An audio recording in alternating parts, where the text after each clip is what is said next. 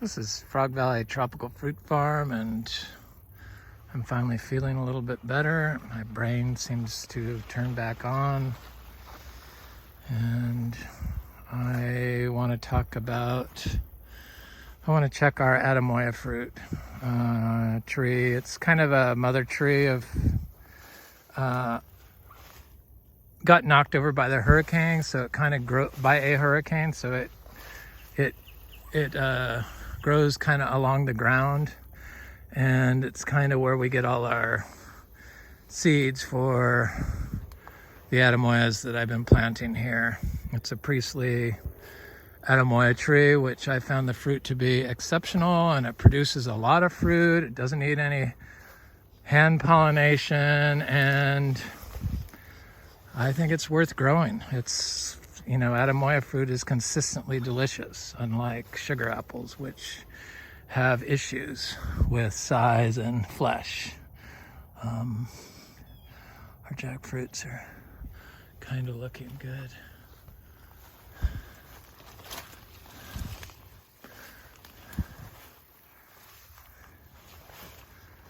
I got some golden sugar apples. Yeah, that's a hormone thing. Triggers in ripeness. It's not like some new variety, but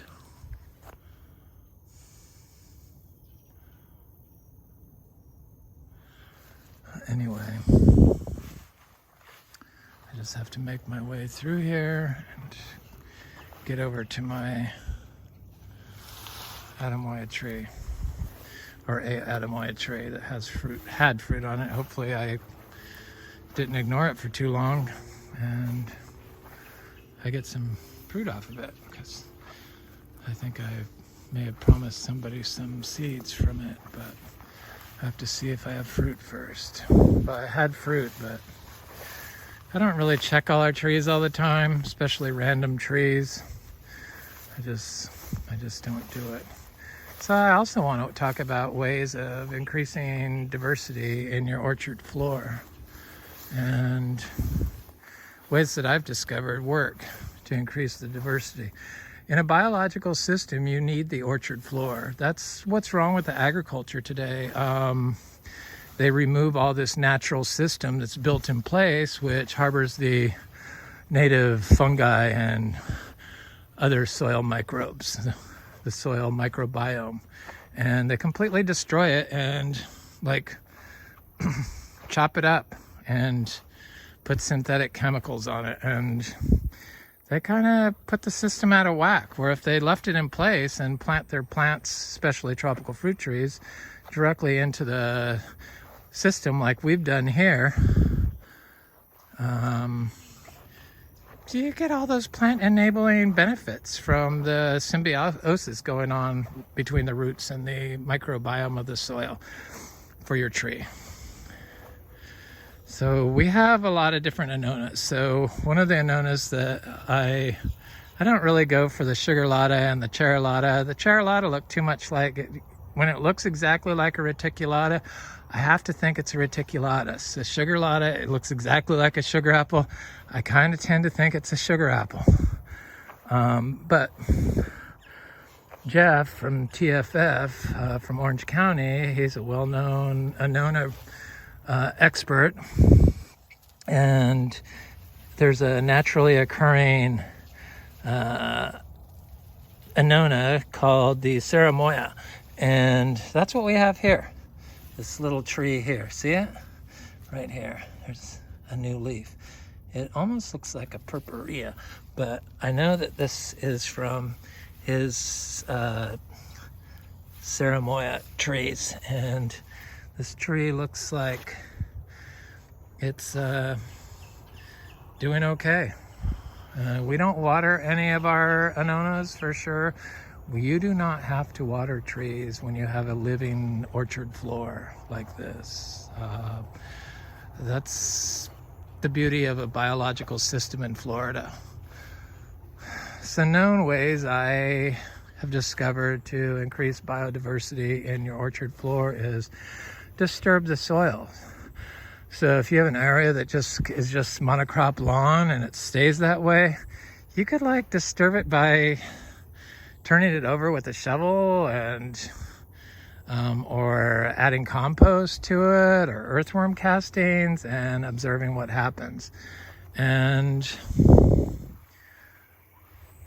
those are known ways that I've experienced that you can increase the diversity of your orchard floor, because you want the biodiversity, because all these roots, they interconnect.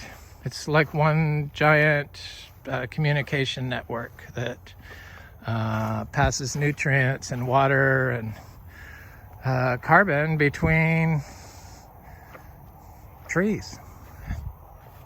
It's what it is. It's a biological system. I'm not sure how we went down this path of mowing the orchard floor and putting mulch on it, because you're not going to really get any ecosystem benefits from doing those practices. And what you're going to get is out of balance pH. So, you can increase the biodiversity by planting trees into it, different trees, different plants. You can plant different plants into it. You don't remove the plants that are there. You just manage them for height. And a less is more approach is definitely what needs to happen. So if you're unsure of what to do, not doing anything is probably better.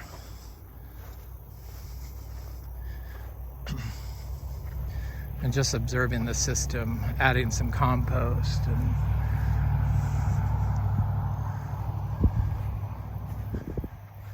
except for areas that I've had trouble with being monocrop lawn, I add animal bedding, and then I'm going to plant some vegetables into that like a month or so, depending on how hot it stays. As soon as it cools off, I can start planting my greens and tell them these are the greens I eat, actually. So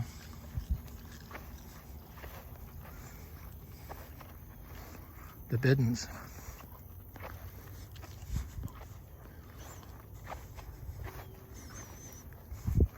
So I planted a lot of the seedling Atemoyas around here, and I start the Anonas from in a pot with other stuff, and I planted some in groups, but I really don't want to go looking for them because that kind of entails me doing more damage to the system that is preferred. But I know that I have Atemoyas around here. I just need to find one of them, because I know they're here, and I just planted them a couple months ago, I believe. Here's one.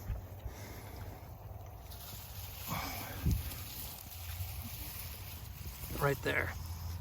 That's a Priestly Atemoya. And I do know that Atemoyas and other Anonas, they don't like water. If you're watering, you could change the pH of your rhizosphere of your plant. So it's really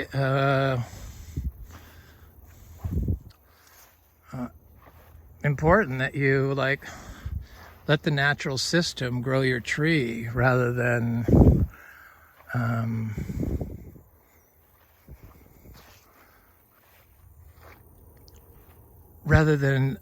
constantly having to water it and add inputs. It's totally unnecessary. And in Florida, we have a unique situation where we're, on calcareous rock, and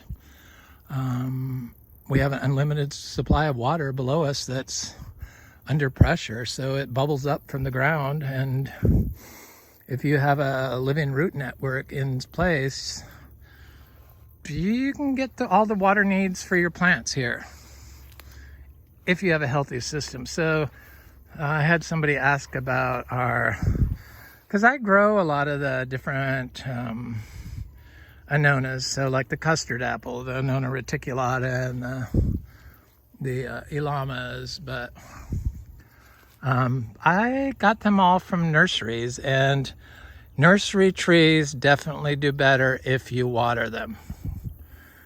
They just aren't started right, and they will benefit from being watered. They'll grow faster, but this tree adapted to not being watered, and I see it has a flower on it now. So I have like 2 Annona reticulatas, and to be honest with you, I've had the fruit, and it's not one of my favorite fruits. It's I haven't had any of our fruit, which could change my mind, but I see if there's any fruit on here that I never saw. But I definitely, it has kind of a flavorless taste. It has a little bit of flavor. It's not that sweet. It's okay, but it just doesn't, has kind of a mealy texture, the ones I had. But that could have just been the fruit that I bought, because people are willing to sell just about anything, because most people don't really know what a quality Annona fruit tastes like. That's just a fact. And they take advantage of that. I've seen plenty of these videos on sugar apples to verify that what I'm saying is true.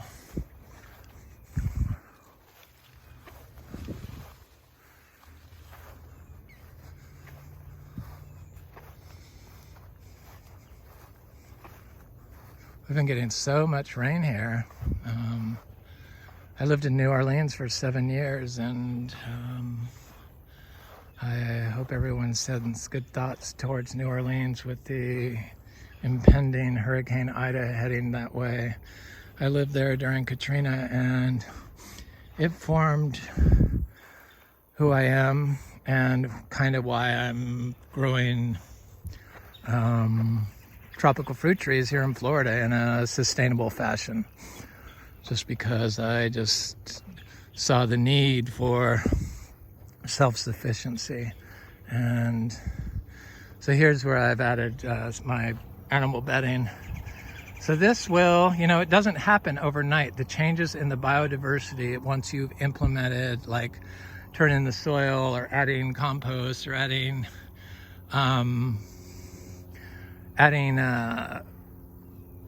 earthworm castings or adding cow manure, it doesn't happen overnight. It takes kind of a year before you notice a change in your system. At least that's what I've discovered here. Just try to share factual information that I learned, because it's really hard to get information on how to grow this stuff. And I want people to see just how easy it is. It really comes down to staying off it, planting the trees, staying off of it, and adding cow manure. If you don't have cow manure, add earthworm castings. Or both would be better.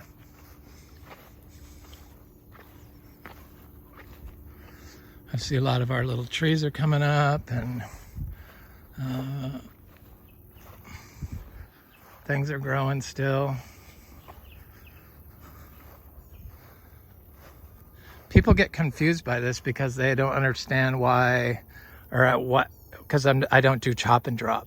I mean, look at all the trees here, people. I get so much litter that it's like, I don't need to do chop and drop. And this living cover is a slow drip carbon. It's like plants grow and die continuously, and so you really don't need to like do a bunch of chop and drop. The mulch will keep if you mulch heavily, it can keep the water from entering the soil. So just by the fact that the carbon holds the water. You want the carbon in the ground, and you can only get it through the living root. So That's why I do this. It's all for a reason, and it works. I want to go check those seeds that I planted last week, but I'm just going to give it time, and I'll see them poking up. I'm not really too worried about it. All our trees are not the same size because I planted everything myself. So it's like, it's been a daily practice for more than 5 years, almost 6 years. So you aren't going to get a consistent look through the grove because it was not all planted in one day or 1 month. I don't do blocks. I use the whole system. So everything is one system.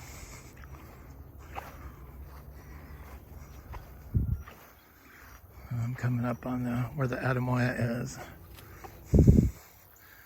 And this Atemoya, it's like, this is how I discovered that Atemoyas really don't require any water whatsoever, because this Atemoya was planted in what was somebody, the original owners of this kind of made a road to the back, you know, they built it up with soil, so it's higher ground. I imagine so that they could sell the lot in the back, the 5-acre lot in the back,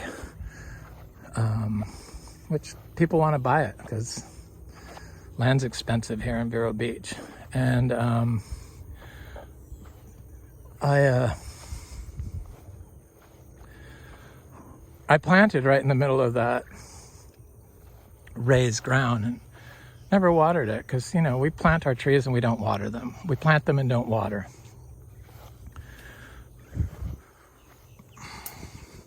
All these destructive farming methods, they really need to be eradicated, and it's going to take our governments to do the hard work of banning pollutants and practices, but it's just so hard to get people to change their mind. And I mean, I have had zero interest in anybody.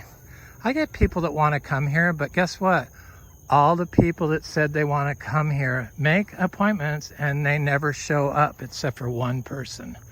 So it's kind of bizarre here, and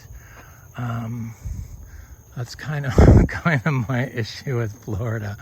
It's like in California, biodynamic farmers are considered premier organic growers, but here they don't even believe in organic. So some people do, a lot of people do, I shouldn't say some, but most of the people around here don't.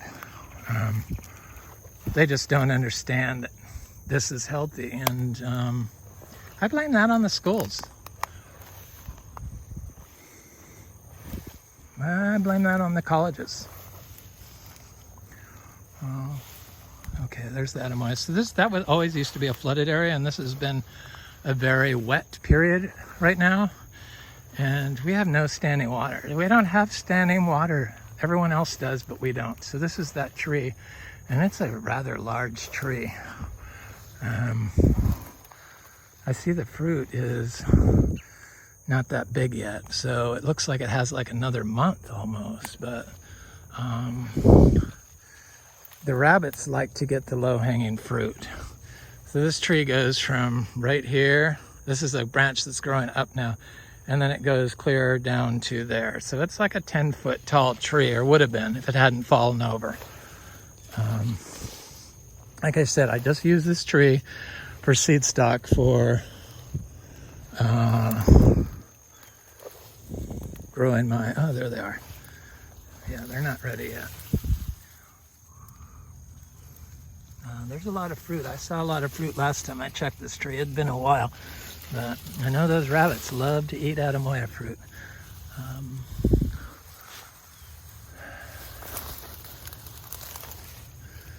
There's another one.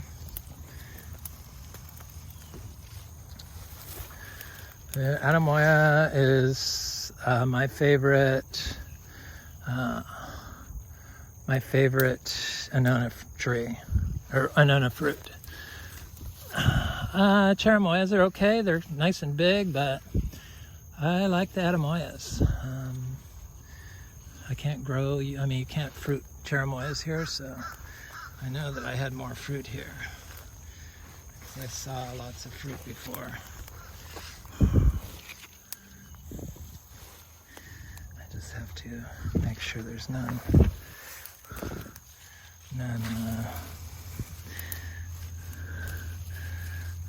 hiding from me that is ripe.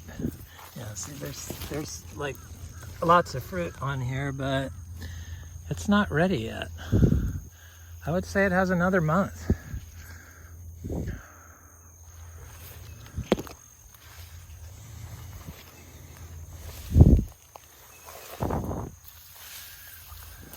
Priestly Atemoya, we have the Gefner Atemoya and the Priestly Atemoya, and Gefner is a good producer, but Priestly is just as good. In fact, so far it's been better than the Gefner.